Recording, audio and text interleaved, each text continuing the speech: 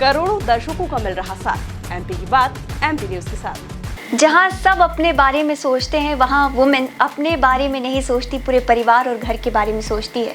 और आज हमारे साथ जुड़ चुकी हैं स्टूडियो में एक ऐसे वुमेन जो वुमेन्स के बारे में सोचती हैं। नमस्कार, मैं ऋषिका सिंह परिहार स्वागत करती हूं आप सभी का एमपी न्यूज़ में। उन वुमेन्स डे के बारे में सोचने के लिए आज एक इंटरनेशनल, इतना बड़ा दिन है इंटरनेशनल वुमेन डे, तो सबसे पहले आप सभी को इंटरनेशनल वुमेन्स डे की हार्दिक शुभकामनाएं। वहीं आज हमारे साथ जुड़ चुकी हैं Indian sari culture and Odian art and culture NGO की founder Sunila Dubey ji. Ma'am, welcome to the studio. Ma'am, जब मैम हम आपके उसका नाम ही सुनते हैं कि साड़ी एंड कल्चर और फिर इंडिया जुड़ता है, तो मैम वो इंडिया का कॉन्सेप्ट कैसे आया, पहले तो वो बताइए। क्योंकि इंडिया का पहनावा ही साड़ी है जी। और हमारा कल्चर ही साड़ी है, तो हमने सोचा जब ग्रुप बना रहे थे तो अकेला साड़ी कल्चर ना सोच के साथ में इंडिया लगाए। जी मैम। मैम, जैसे कि हम देखते हैं कि आपका जो ग्रुप है वो महिला सशक्तिकरण को देखता है और उन्हें अवार्ड भी देता है। जहां लोग घर की महिलाओं को इतना ज़्यादा इम्पोर्टेंस नहीं देते, वहां आप जब उनके बारे में सोचती हैं, तो इसका ये कॉन्सेप्ट कहाँ से आया मैम? नहीं, मैं क्या है, असल में हर जगह जाती हूँ, मेरे एनजीओ के थ्रू भी मैं गांव-गांव जाती हूँ, बस्तियों में जाती हूँ। जी मैम। तो वहाँ की जो एक हकीकत है वो मैंने ज़्यादा देखी है। जी मैम। तो उस हकीकत तो देख के कि महिलाएं कितना मेहनत कर रही हैं। और जैसे अभी मेरे अवार्ड में सब्जी मंडी वाली महिलाएं हैं, कम से कम 20 साल से उस सब्जी मंडी में मैं लगातार मैं खुद जाती हूँ। जी मैम। तो वो कितना मेहनत करके पूरा दिन सुबह से शाम तक बारिश पानी गर्मी सब में बैठी रहती हैं। जी मैम। तो मेरी एक बार इच्छा हुई कि हमको इनको भी सम्मानित करना चाहिए। जी मैम। जी। साड़ी एक पहनावा नहीं है मैम, एक वो कॉन्फिडेंस है जो generation to generation pass on होता है और भारत की संस्कृति को एक गौरव फील कराता है। मैम, जब मैम आपने ये खोला साड़ी कल्चर, तो आपको मैम किन किन साड़ियों के बारे में पता चला और मध्य प्रदेश की कौन सी ऐसी प्रमुख साड़ियाँ हैं जिनको आप बताना चाहेंगी मैम? मेरी तो इच्छा थी कि सबसे शुरुआत मैं मध्य प्रदेश से ही करूं, क्योंकि मध्य प्रदेश में ही कई तरह की साड़ियाँ बनती हैं। जी मैम। और चंदेरी है, हैंडलूम है, बाग प्रिंट है और लिनन है। जी मैम। तो ये इस टाइप, और मैंने सोचा कि इन्हीं को ही सामने लेके आया जाए। और सबसे पहले तो मैं इनके बुनकरों से मिली थी जाके। जी मैम। क्योंकि आजकल क्या है, बुनकर को कोई पूछ नहीं रहा है। जितना मैंने अभी तक देखा, जब मैंने महेश्वर में शो किया तो उस टाइम में कम से कम 400 बुनकर से मेरी मुलाकात हुई थी। जी मैम। तो उनका भी यही कहना था कि जो बाहर से दूसरे आ रहे हैं वो साड़ियाँ जो हैं वो नकली साड़ियाँ बना रहे हैं। जी मैम। तो मध्य प्रदेश में नकली साड़ी बेची जाती है, आपको कैसे पता चला मैम? नहीं, नकली साड़ियों का तो पहचान है कि भाई आप महेश्वरी साड़ियाँ हैं, वो यदि आप बार्गेनिंग कर रहे हैं तो वो तो आपको कम में देगा। लेकिन जो प्योर बन रही हैं वो साड़ी वो बार्गेनिंग करेगा ही नहीं किसी भी हालत में। आपको लेना हो तो लीजिए, नहीं तो मत लीजिए। और उसमें भी अभी जो साड़ियाँ बन रही हैं वो लूम पर बन रही हैं, तो लूम पे जो एक्चुअल धागा है वो लूम पे नहीं चलता है। जी मैम। वो एक सिंथेटिक धागा डालना ही पड़ता है तब जाके, क्योंकि वो सरल पड़ रहा है ना। जी। और ये पुश्तैनी चल रही हैं ये सारी चीज़ें जो बुनकर हैं। पर अब आजकल क्या हो गया है कि जैसे पीढ़ी दर पीढ़ी साड़ियाँ बन रही हैं, उनके जो बच्चे हैं वो बाहर जाके कुछ नहीं करना चाहते हैं। क्यों? क्योंकि उनको वही दिखाया गया है और उनको वही करना है। तो कुछ तो हैं तो वो लूम पे चले गए हैं, लेकिन कुछ जो हमेशा से प्योर बना रहे थे वो वही हैं। जी। तो आप उनको पहचान दिलाने के लिए, वो प्योरिटी को कंजर्व करने के लिए ये वाला कॉन्सेप्ट आपके मन में आया। मैम, आपने महेश्वर की बताई बातें कि आप उनके बुनकर के पास, तो मैम आप कैसे कांटेक्ट करती हैं, कैसे उनके पास पहुंचती हैं? जी, जब मेरा शो था कम से कम 3-4 महीने में लगातार महेश्वर गई। जी मैम। वहाँ से एक के पास गई, फिर और दूसरों के पास भी गई। तो उन्होंने, उनका कहना था कि मैम कोई तो आया हम लोगों की खबर लेने वाला। जी मैम। नहीं तो क्या, मुझे नहीं पता कि गवर्नमेंट कितना उनका सहायता कर रही है, कितना नहीं कर रही। यदि हो सकता सहायता करती होती जी मैम तो वो इस स्थिति में नहीं होते। जी मैम। तो ये इसका कॉन्सेप्ट कहाँ से आया कि अब आप, अगर सरकार जा पा रही है तो ठीक है, कोई उनके पास पहुँच पा रहा है तो ठीक है, लेकिन आप पहुँच रही हैं, तो मैम ये वाला कॉन्सेप्ट आपके पास कैसे आया? मैंने यहाँ एक इंदौर में ही एक बुनकर हैं, उनके पास जब गई थी तो उनके पास भी 2-3 तरह की साड़ियाँ थी, प्योर भी थी और सिंथेटिक भी थी, जो आप सिंथेटिक धागा के साथ में फिर उस टाइम से मेरे दिमाग में आया कि जब मैं अपना ग्रुप बना ही चुकी हूँ तो एक ऐसी जगह से मेरी शुरुआत की जाए कि जैसे महेश्वर है, महेश्वर में साड़ियाँ बनती है, तो महेश्वर घाट पे एक काफ़ी बड़ा शो किया। उस दौरान मैं सारे उनसे मिली, क्योंकि मुझे लगता था मैं असल में क्या है, मैं अपने फादर की जैसी हूँ जी मैम, क्योंकि वो बिल्कुल ग्राउंड लेवल पे ज़्यादा काम करते थे और उस समय की राजनीति वाले थे और आज की राजनीति वाले नहीं थे जी और गांधीवादी थे जी तो हम लोगों के घर का पूरा माहौल गांधीवादी ही था। तो वो सोच के मैं महेश्वर भी गई और वहाँ जब शो करने की बात आई तो बुनकरों से मिली, एक से मिली, दो से मिली, तो एक मुझे और भी मतलब बड़ा कॉन्फिडेंस आया कि नहीं, मुझे इनके लिए काम करना चाहिए। तो हम कह सकते हैं कि आप पापा के रूट्स की हैं, अपने पिता के रूट्स आपके अंदर आए हैं और मम्मी की साड़ियों की झलक आप में दिखती। तो उसकी क्या कहानी है कि मैम क्या आपकी दादी मम्मी कैसे आपको सपोर्ट की, कैसे आपका साड़ी में ही रुझान आया? साड़ी में एक तो साड़ी हम पहनते ही थे, हम जब कॉलेज जाते थे तो हमारी दादी की व्हाइट साड़ी रहती थी, बॉर्डर वाली। हम लोग सभी बहनें कॉलेज तक में भी हम लोगों ने साड़ी पहनी, ज्यादातर हम लोगों ने सिल्क कोसा वाली साड़ियाँ और बहुत पहनी। तो अब हम जब साड़ी ही पहनते थे और फिर धीरे धीरे जब देखा कि यार दुनिया शायद कहीं और चली जा रही है जी मैम, है ना, तो इसलिए और मुझको इस चीज़ में आना पड़ा कि यार वेस्टर्न की तरफ जा रहे हैं, कुछ भी और ड्रेस हैं पहन रहे हैं, वेस्टर्न से मुझे कोई आपत्ति बिल्कुल नहीं है। पर बहुत सी ऐसी ड्रेस हैं, आप साड़ियाँ पहने, सलवार सूट पहने, आप फुल गाउन भी हैं। अभी जैसे पहले ऑफिसों में जीन्स और लॉन्ग कुर्ता चलता था जी मैम, वो जीन्स तो है, लॉन्ग कुर्ता गायब है। तो हम देखते हैं कि मैम आप प्रेरित करती हैं लोगों को कि वो अपने रूट से जुड़े रहें, कुर्तियाँ पहने, और जहाँ ये देखते हैं कि मैम साड़ी एक परंपरा है, वहीं एक ग्रेस और कॉन्फिडेंस भी आप लोगों को सामने प्रस्तुत करना चाहती है। तो मैम उसका कैसे आपके अंदर आया कि ये दोनों चीज़ बैलेंस करके कैसे वुमेन रिप्रेजेंट कर सकती है अपने आप को? देखिए, साड़ी में तो हर एक महिला बहुत खूबसूरत, चाहे वो मोटी हो, नाटी हो, काली हो, हर एक वो साड़ी में ना अपने आप को पूर्ण मानती है। जी मैम, आप साड़ी पहनोगे तो आप सच में बहुत खूबसूरत ही लगोगे और आपको किसी भी तरह का आप किसी के मतलब आपको कह नहीं सकता कि ये बुरी लग रही है, या क्योंकि साड़ी में आप बोल ही नहीं सकते किसी को। और एक साड़ी में जो ग्रेस है मेरे ख्याल से कोई और ड्रेस में कुछ में भी नहीं है। जी मैम, मैम जब आप कारीगरों के पास जाती है, जब आप जो छोटे हैंडलूम्स बनाते हैं, अपने हैंड क्राफ्टेड आर्ट बनाते हैं, बाग प्रिंट हो गई मैम, इतने सारे चंदेरी हो गई जो मध्य प्रदेश से जानी जाती है, और भी मैम ऐसी साड़ियों, उनके बारे में क्या प्रख्यात है मध्य प्रदेश का जो हम पूरे इंडिया में फैला सकते हैं? देखिए, चंदेरी भी मैं गई हूँ, अभी कुछ महीने पहले ही चंदेरी गई थी। हर एक घर में गई और हर एक घर में एक घर ऐसा नहीं था कि जहाँ लूम ना हो। जी मैम, हर एक घरों में लूम है। भले ये ऐसी चीज़ है मुझे महेश्वर में उतनी नहीं लगी, अब तो खैर कम हो गया महेश्वर में। हर एक इतनी मेहनत कर रहा है, पर यार उस मेहनत को आप थोड़ा सा देखें, क्योंकि जो बुनकर हैं वो कितनी मेहनत कर रहे हैं। और हम चाहते हैं कि हमारे जो प्रदेश में महेश्वरी हैंडलूम या बाग प्रिंट चंदेरी जो बनती हैं, हम पूरे देश विदेश में भी उसको सबसे पहले तो पूरे भारत में कोशिश करेंगे, क्योंकि पहले भारत जाग जाए फिर हम आगे जाएं। जी मैम, जब भारत जाग जाएगा तो देश में अपने आप ही नाम हो जाएगा, और फिर वर्ल्ड तो वैसे भी मैम देखते ही हैं, हमारी साड़ियाँ देख देख के लोग आते हैं, पहनते हैं।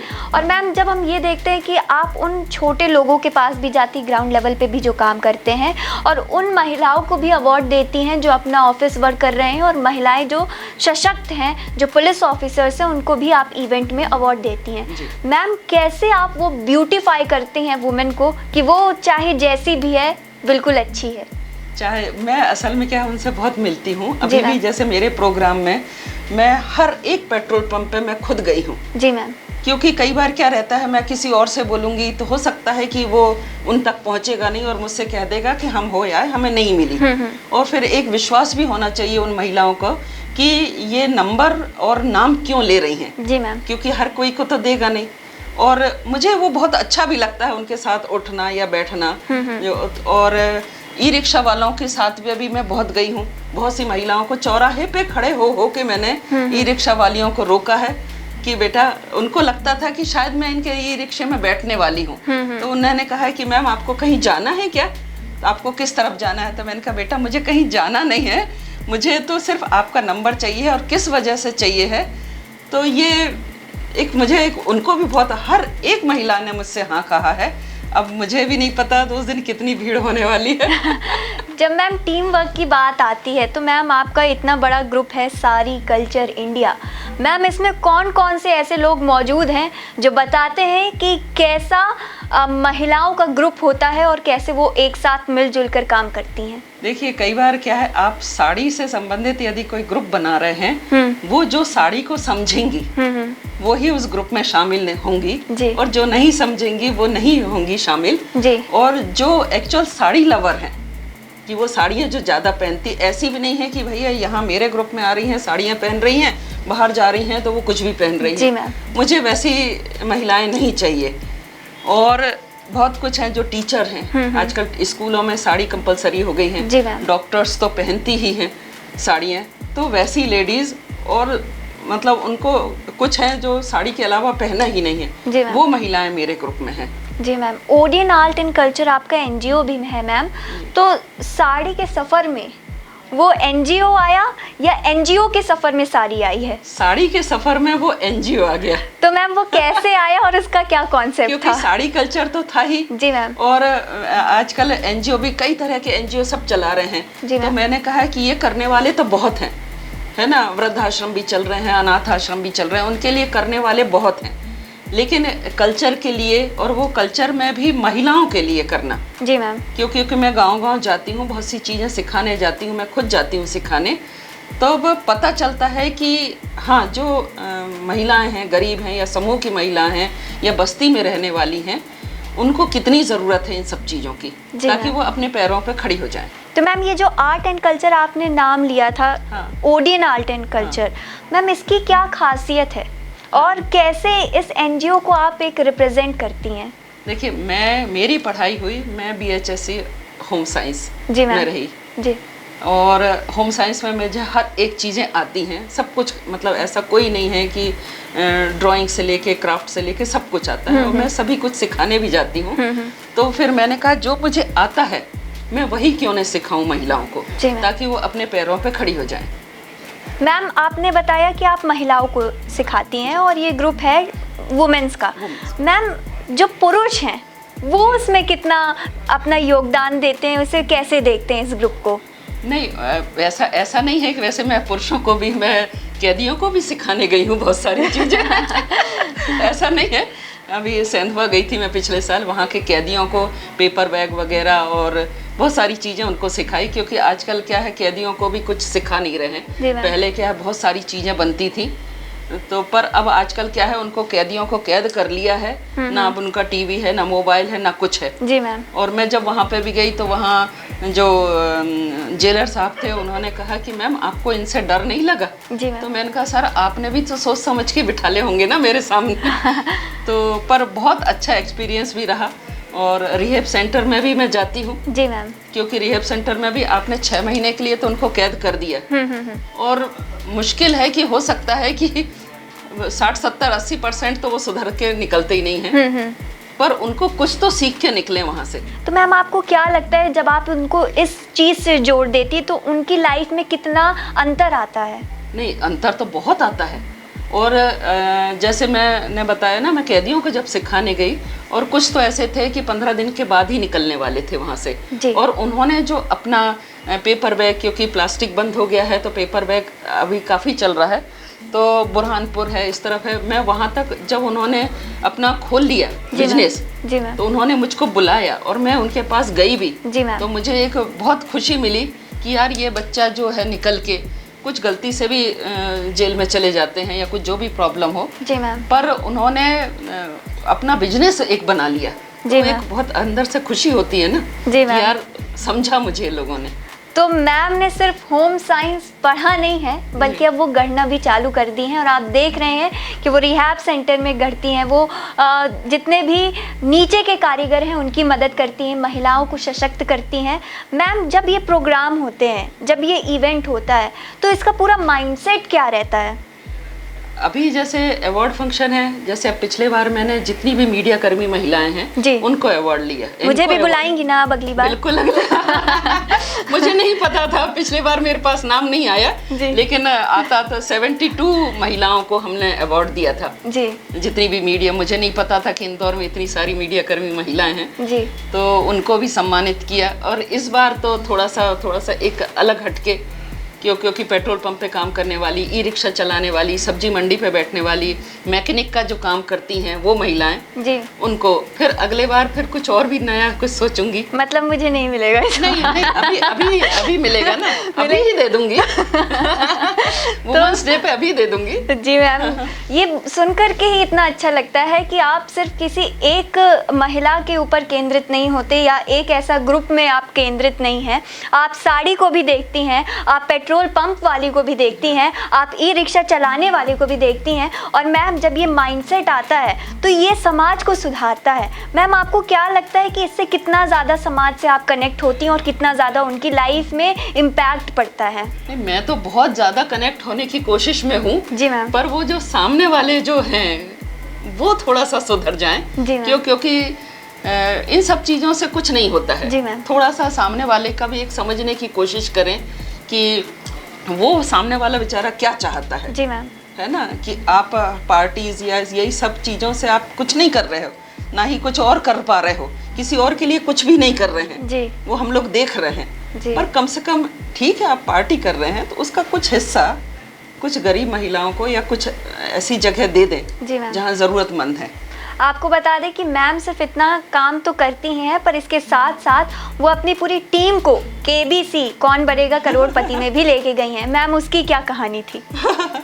नहीं, मुझे तो ऐसे ही मुझे पता चला, मुझे नहीं पता था कि इतने आसानी से जाया जाता है जी मैम, क्योंकि इतने साल से मैं भी चली जाती, कब से चल रहा है KBC, 25 साल हो गया जी मैम, तो मैं भी चली जाती। लेकिन जैसे ही मुझे पता चला और बड़े आसानी से मैंने अपने ग्रुप को लेके गई जी मैम KBC में, कम से कम 25 से 26 महिलाएं थी, हम लोग गए और अमिताभ बच्चन के साथ उनसे मिलना, इतने करीब से मिलना और उनको अहिल्याबाई का एक जो मोमेंटो है हम लोगों ने उनको दिया भी जी। और मतलब हम लोगों की शायद जिंदगी ही बदल गई उनको देख के, अहिल्याबाई की नगरी में रह करके और उन महिलाओं के बारे में सोच करके। मैम आपको क्या लगता है कि सारी कल्चर इंडिया अपने आप को 10 साल बाद कहाँ देखता है?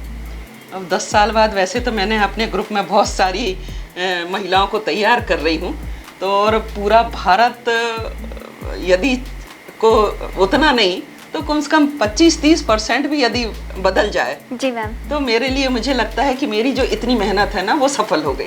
मैम आप क्या संदेश देना चाहेंगी, क्योंकि आज महिलाओं का दिन है, वुमेन्स डे है, तो ये सिर्फ एक दिन नहीं होना चाहिए, ये हर दिन होना चाहिए। फिर भी मैम आप क्या संदेश देना चाहेंगी आज? नहीं, महिलाओं का दिन तो हर दिन होना चाहिए, और वो भी जैसे मैंने हमेशा कहा कि मैं छोटे तबके की महिलाओं के पास ज़्यादा जाती हूँ क्योंकि वहाँ तक बहुत सारी चीज़ें गवर्नमेंट से नहीं पहुँच पाती हैं जी। और मुश्किल से मेरे ख्याल से 100 में से 30% महिलाओं के पास कोई चीज़ें पहुँच पाती हैं जो मैंने अभी तक देखा जी। तो उनके लिए तो मेरे ख्याल से हर दिन महिला दिवस हो जाना चाहिए जी। मैं सिर्फ उन्हीं के लिए ही बोलूँगी और किसी के लिए नहीं बोलूँगी जी। मैम इतना ग्राउंड लेवल पे काम करके अपने चेहरे पे पूरी मुस्कान के साथ पूरे टॉक शो में हमारे साथ बात करके इंडिया को ना सिर्फ पारंपरिक तरीके से बल्कि छोटे ग्राउंड लेवल पे, चाहे वो ई रिक्शा वाली हो, चाहे वो पेट्रोल पंप कर्मी हो, चाहे महिला को कोई भी ऐसा ग्रुप हो जिसके तक पहुँच पाना और उनको रिप्रेजेंट करवाना, वहीं साड़ियों की इतनी चोखी परख रखते हुए आपके सामने बैठी थी आज सुनीला जी, जिन्होंने हमें ये बताया कि सिर्फ एक परिधान आपका परंपरा नहीं, आपका कॉन्फिडेंस भी आपके साथ होना चाहिए। वहीं आप सभी महिलाओं को और पुरुषों को भी महिला दिवस की बहुत ज़्यादा शुभकामनाएं वुमेन्स डे की, क्योंकि घर तभी बनता है जब दोनों हाथ साथ चलते हैं। महिला तो रहेंगी लेकिन पुरुषों को भी उसी तरह आगे बढ़ना है और हर दिन महिला दिवस मनाना है। वहीं और भी ऐसी ताज़ा तरीन खबरों के लिए आप जुड़े रहिए एमपी न्यूज़ के साथ। नमस्कार।